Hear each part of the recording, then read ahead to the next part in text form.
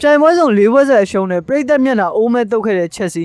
ဒီခြေစွမ်းနဲ့ဆိုရင်တော့ချက်စီအသင်းအဆင့်၄တွင်းဝင်နိုင်မှာမလားဆိုတာမေးခွန်းထုတ်စရာကောင်းနေပါပြီချန်ပီယံလိမှာ PSG အသင်းကိုအိမ်ဝင်းရောအဝေးကွင်းမှာရှုံးပြီးနှစ်ကြော့ပေါင်းရလဲ8-9နဲ့ချန်ပီယံလိကထွက်ခဲ့ရလို့အရင်တစ်ပတ်ကနယူကာဆယ်ဒီတစ်ပတ်မှာတော့အေဗာတန်အသင်းကိုထပ်မံရှုံးနေခဲ့ရပြန်ပါတယ်နီးပြတဲ့လီယန်ရိုစင်ဂျာလက်ထက်အစာပိုင်းကာလာတွေမှာအသင်းရဲ့ပုံစံကောင်းတွေတွေ့ခဲ့ရတယ်ဆိုပေမဲ့အခုလက်ရှိအချိန်မှာတော့ပြိုင်ပွဲစုံ၄ပွဲဆက်အရှက်ရပွဲရှုံးပွဲတွေနဲ့အတူချန်ပီယံလိ16အသင်းအဆင့်ကနေလှည့်ပြန်ခဲ့ရသလိုအင်္ဂလန်ပရီးမီးယားလိအမတ်ပေးစရာမှာလည်းအဆင့်6ထိရောက်ရှိနေပြီးတော့နောက်နှစ်ချန်ပီယံလိဝင်ခွင့်အတွက်မသေးချာမြေရောင်မှုတွေရှိနေခဲ့ပါတယ်ဒီနေ့မနေ့12နာရီတိတိအချိန်မှာကစားခဲ့တဲ့အေဗာတန်အသင်းနဲ့အဝေးကွင်းပွဲစဉ်မှာလည်း3ဂိုးမရှိဆိုရရလက်နဲ့အရေးနှိမ့်ခဲ့ရပြန်ပါတယ်ဒီပွဲစဉ်မှာအေဗာတန်အသင်းကချက်စီအသင်းကိုအဖက်ဖက်ရဲရက်ကနေအသာစီးနဲ့ကစားနိုင်ခဲ့ပြီးတော့ဂိုးပြအနိုင်ရရှိခဲ့တာဖြစ်ပါတယ်ချန်ပီယံလိဝင်ခွင့်အတွက်အဓိကရှင်ပြိုင်နေရတဲ့ United သေကျခဲ့ပြီးတော့လီဗာပူးအသင်းလည်းအရေးနှိမ့်ခဲ့တာမို့လို့ဒီအခြေအနေကိုအမိရမဖမ်းဆုပ်နိုင်ခဲ့တဲ့ချက်စီးအသင်းရဲ့အခြေအနေဟာပရိသတ်တွေအတွက်စိတ်ပျက်စရာဖြစ်ခဲ့ပြီးတော့နောင်လာမယ့်ပွဲတွေမှာလည်း Man City, United, Brighton အသင်းတွေနဲ့ဇက်တိုက်ဆိုသလိုပွဲချက်တွေကစားသွားရမှာမို့လို့ဘယ်လိုတွေဆက်ဖြစ်လာမလဲဆိုတာကိုတော့ဆက်လက်စောင့်ကြည့်သွားရမှာပဲဖြစ်ပါတယ်